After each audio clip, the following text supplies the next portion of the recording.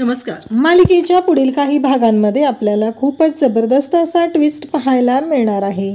कारण अर्जुनला एक सत्य समजणार आहे. मधुभाऊ शुद्धीवरती येणार आहेत. हा एक आनंदाचा धक्का आहे. तर त्याचबरोबर इकडे रविराजांना नागराजचं कारस्थान समजणार आहे. म्हणजे नागराजला रविराजांनी जेव्हा कॅफेमध्ये पकडलेलं असतं तेव्हा नागराजचं आणि गुंडांचं बोलणं ऐकलेलं असतं आणि त्याचबरोबर महिपत सुद्धा तिथे असतो. ते बोलणं ऐकल्यानंतर खूप मोठ्या गोष्टी समोर येणार असतात आणि त्या गोष्टी म्हणजेच आत्तापर्यंत महिपतनं केलेली कारस्थानं, म्हणजे ज्याचा विचारही कधी कोणी केलेला नव्हता अशी कारस्थानं समोर येणार असतात.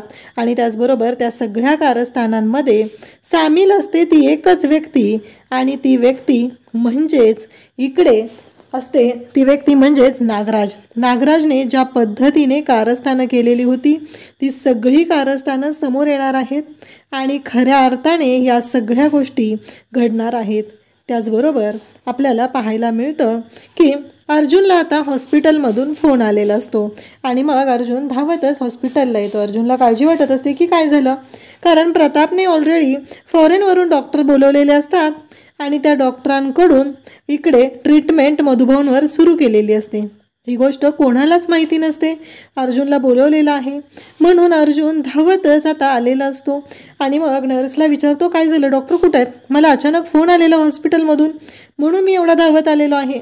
तेव्हा डॉक्टर सांगू लागतात की मिस्टर अर्जुन सुभेदार, काळजी करण्याची अजिबात गरज नाही. खूप आनंदाची बातमी आणि ती आनंदाची बातमी मला तुम्हाला सांगायची आहे.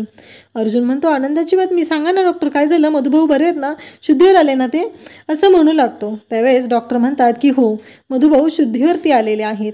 आता ही आनंदाची गोष्ट सगळ्यांना समजलेली असते आणि अर्जुन तर खूप खुश झालेला असतो आणि त्याचबरोबर तो म्हणतो की डॉक्टर मी माझ्या बायकोला बोलावून घेतो. असं म्हणत अर्जुन डॉक्टरांना सांगतो आणि सायलीला फोन करतो आणि कुसुमताईला फोन करतो की आत्ताच्या आत्ता तुम्ही दोघेही हॉस्पिटलला या, खरंच खूप आनंदाची बातमी द्यायची आहे असं त्यांनी सांगितलेलं असतं. आणि मग अर्जुनला सायली म्हणत असते सांगा ना अर्जुन सर काय झालं आहे नक्की सांगा ना, अर्जुन अहो सांगा ना. तेव्हा अर्जुन म्हणतो की सायली मी तुला काय सांगितलंय, आत्ताच्या आत्ता हॉस्पिटलला ये, मी इथं आल्यावर देतोय ना सरप्राईज तुला.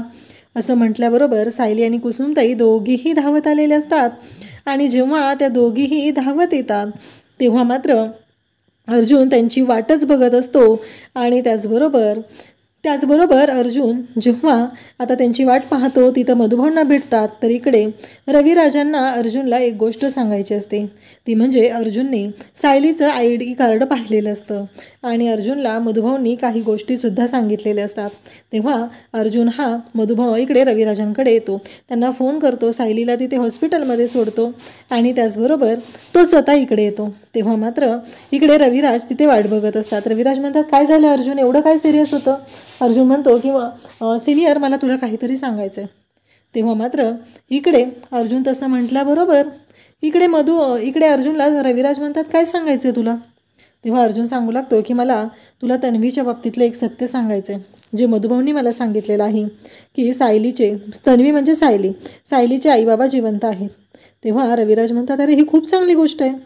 आणि त्याचबरोबर इकडे पाहायला मिळतं ते म्हणजे रविराज अर्जुनला बोलू लागतात. अर्जुनला म्हणत असतात की अर्जुन खरंच खूप चांगली गोष्ट आहे आणि आपण सायलीच्या आईबाबांना नक्की शोधूया.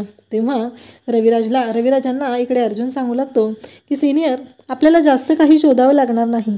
मधुभाऊ आता शुद्धीवर आलेले आहेत आणि त्यांनी मला एवढं सांगितलेलं आहे की प्रिया ही तन्वी नाही. तेव्हा रविराज म्हणतात काय सांगतोस तू. आणि त्याचवेळी सुमन इकडे असते. सुमन रविराजांना बोलायला लागते. सुमन रविराजांना म्हणत असते की भाऊजी मला तुमच्याशी काहीतरी बोलायचं आहे. कारण सुमनने स्वतः आजची गोष्ट पाहिलेली असते आणि ती म्हणजेच की सुमन जेव्हा गेलेली असते त्याचवेळी इकडे नागराजला तिने महिपतकडे जाताना पाहिलेलं असतं आणि नागराज महिपतकडे का गेलेला आहे हा प्रश्न सुमनला असतो आणि त्यामुळंच सुमन खरं तर खूप घाबरलेली असते. आणि त्याचवेळी सुमन म्हणू लागते की नाही काहीतरी वेगळं आहे जे मला कळत नाही आहे किंवा मला माहीत नाही आहे, त्या गोष्टी मला शोधाव्याच लागणार आहेत. आणि इकडे रविराजांना सुमन सांगू लागते की मला तुमच्याशी बोलायचं आहे, आज ना मी यांना तिथे पाहिलेलं आहे. तेव्हा मात्र रविराजांना धक्का बसतो. रविराज म्हणतात की काय सांगतेस तू हे सगळं सुमन. तेव्हा सुमन सांगू लागते की हो मी यांना तिथे पाहिलेलं आहे. ही गोष्ट सांगितल्यानंतर मात्र आता सुमनने जेव्हा हे सांगितलेलं असतं तेव्हा रविराजांना धक्का बसतो. रविराज म्हणतात, त्या महिपतसारख्या माणसांकडे नागराज का जातोय? काय कारण आहे महिपतकडे? तेव्हा सुमन म्हणू लागते की भाऊजी, मी जी गोष्ट सांगणार आहे ती तुम्हाला ऐकावीच लागणार आहे, कारण मी जे पाहिलंय त्यामुळं मलाही खूप मोठा धक्का बसलेला आहे. रविराज म्हणतात, काय सांगतेस तू? तेव्हा ती सांगते की हो, यांना मी मागच्या वेळेस पण पाहिलं होतं. तुम्हाला आठवतंय का? वहिनी तिकडे सुभेदारांकडे होत्या म्हणून तुम्ही तिकडे चाललेला होता, आणि त्याचवेळी वहिनी जेव्हा तिकडे होत्या ना, तेव्हा जेव्हा तिथे आपण होतो सगळेजण, आणि मग तुम्हाला आठवतंय का, असं ती बोलू लागते. तेव्हा मात्र रविराज इकडे म्हणतात की अगं सुमन, काय झालंय नक्की? सुमन म्हणते की हो, तेव्हाही मी त्यांना महिपतसोबत पाहिलेलं होतं. तेव्हा रविराजांना धक्का बसतो. रविराजांना ती सांगू लागते, त्यावेळेसही मी महिपतसोबत त्यांना पाहिलं होतं, आणि आज पण मी त्यांचा पाठलाग करून गेले, कारण काल रात्री त्यांना महिपतचा फोन आलेला होता. हे ऐकल्यानंतर रविराज म्हणतात, काय? तेव्हा सुमन सांगू लागते की ते ना दोघंही एका ठिकाणी भेटणार आहेत, त्यांचा आता पुढचा प्लॅन सुरू झालेला आहे. हे ऐकल्यानंतर मात्र रविराजांना धक्का बसतो. रविराज म्हणतात, काय सांगतेस तू हे सगळं? तेव्हा सुमन सांगते की हो भाऊजी, मी खरं सांगते तुम्हाला. तेव्हा आता रविराज मग आता महिपतच्या आणि नागराजच्या मागावरती जायचं ठरवतात. त्यांचे जे कॉन्टॅक्ट असतात त्यांना ते सांगतात, अशा पद्धतीनं मला पुढची माहिती द्या की नागराज नक्की कुठे जात आहे. आणि मग त्यांची माहिती मागवल्यानंतर मात्र खूप मोठी गोष्ट घडणार असते, आणि ती गोष्ट नागराजला मात्र माहितीच नसते की नक्की काय होणार आहे. कारण हे सगळं जेव्हा घडत असतं तेव्हा मात्र या गोष्टी एवढ्या भारी पद्धतीने झालेल्या असतात की ज्याचा विचारही कोणी करू शकत नाही. आणि त्याच वेळी पाहायला मिळतं ते म्हणजे एवढं भयानक असं दृश्य असतं. आणि मग रविराज यांना कळतं की नागराज आणि त्याचबरोबर महिपतची जी माणसं आहेत ती कॅफेमध्ये भेटणार आहेत. तेव्हा मात्र रविराजांचा पारा चढतो. रविराज मात्र भयानक असे चिडलेले असतात, आणि रविराज कॅफेमध्ये जायचं ठरवतात, कारण तिथे नागराज असतो आणि नागराजला भेटायचं आणि नक्की नागराजचं काय चाललेलं आहे ते जाणून घ्यायचं, असं इकडे रविराजांनी ठरवलेलं असतं. तेव्हा मात्र रविराजांना सुद्धा धक्का बसलेला असतो की हा नागराज कोणत्या थराला जाईल, तो काय करेल, याच्याबद्दल काहीच त्यांना कल्पना नसते. कारण नागराज एवढ्या पुढे गेलेला आहे, असं काहीतरी नागराज करेल असं मात्र त्यांना कधीच वाटलं नव्हतं. मग रविराज मागावर येतात आणि पाहतात तर काय, त्यांना पत्ता मिळालेला असतो की नागराज आणि महिपत हे कॅफेमध्ये बसलेले आहेत. आणि मग रविराज येतात. तेव्हा मात्र आता रविराजांना धक्का बसतो, कारण रविराज पाहतात तर नागराज तिथे बोलत बसलेला असतो. आणि त्याचबरोबर हे सध्या घडत असतं. तेव्हा मात्र रविराज तिथे पाहतात आणि तिथे कान देऊन थांबलेले असतात, कारण त्या दोघांमध्ये जेव्हा काय घडतंय हे जाणून घ्यायचं असतं म्हणून ते तिथं थांबलेले आहेत. तेव्हा मात्र आता रविराज त्या दोघांचंही बोलणं ऐकत असतात. तेव्हा नागराज हा बोलत असतो, तो महिपतला म्हणत असतो की मला ना कळत नाही आहे काय झालेलं आहे. एकतर त्या खोट्या तन्वीचा गोंधळ घातला आहे, मधुभाऊंचा वेगळाच गोंधळ आहे, या सगळ्यामध्ये आपण दोघं अडकणार तर नाही आहे ना. तेव्हा हे सगळं महिपत आणि नागराज या दोघांमध्ये बोलणं चाललेलं असतं. आणि मग महिपत म्हणत असतो की नाही नागराज शेठ, काही होणार नाही आहे, तुम्ही ना उगीच काळजी करताय, असं महिपत इकडे बोलायला सुरुवात करतो. आणि तेव्हा मात्र इकडे रविराजांना आता धक्का बसतो. तेव्हा ते म्हणतात की आत्तापर्यंत आलं आहे का काय, आणि ती तुमची जी भावाची बायको आहे ना प्रतिमा, तिचा काहीतरी बंदोबस्त करा बरं नागराज शेठ. तेवढा कसं आहे माहिती आहे का, की तिला जर तिची मेमरी परत आली ना, तेव्हा ती नागराज प्रिया गोळ्या देत होती, पण आता सगळा गोंधळ झाला आहे, ते सगळ्यांच्या समोर आलं आहे, त्याच्यामुळं आता ते पण करू शकत नाही आहे. तेव्हा मात्र इकडे हे बोलणं जेव्हा महिपत आणि नागराजचं रविराज ऐकतात तेव्हा मात्र त्यांना धक्का बसतो. त्यांना कळायचं बंद होतं, म्हणजे हा नागराज काय आहे, सरळ सरळ माझ्या बायकोला मारायला उठलाय, ह्याला जराही लाज वाटत नाही आहे.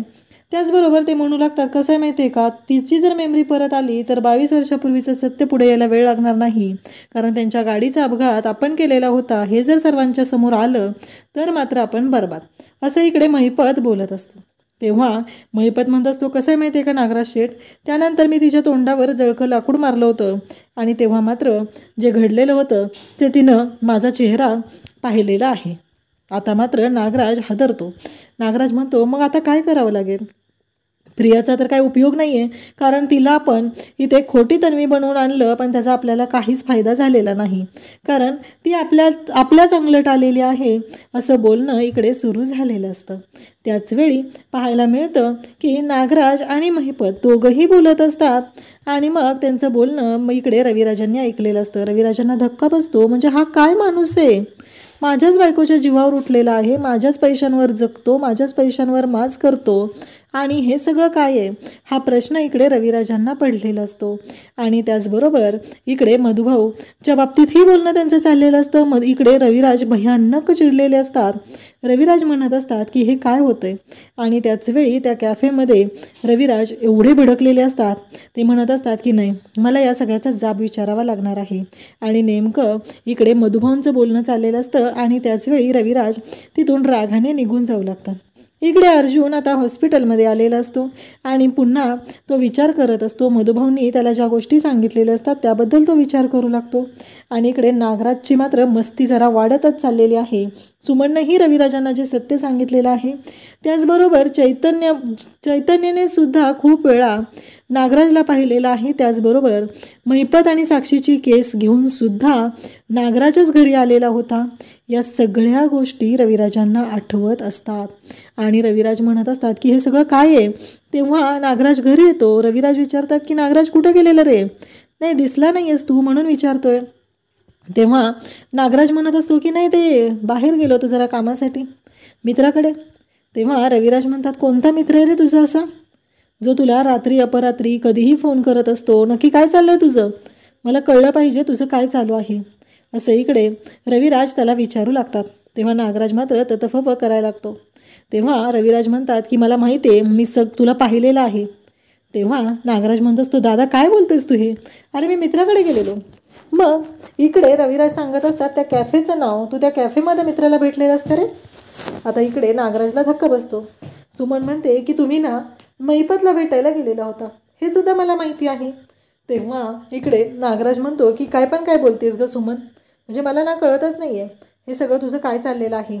अगं तू दादाला काय सांगतेस. तेव्हा सुमन म्हणते की तुम्ही आज सकाळी महिपतच्या घरी गेला नव्हता, सांगा बरं खरं मला. असं सुमन जेव्हा बोलत असते तेव्हा मात्र इकडे नागराज हादरतो. नागराज म्हणतो काय, अगं जरा शांत राहत जा, काय बोलत जाऊ नको माझ्याबद्दल, दादाला सांगत जाऊ नको.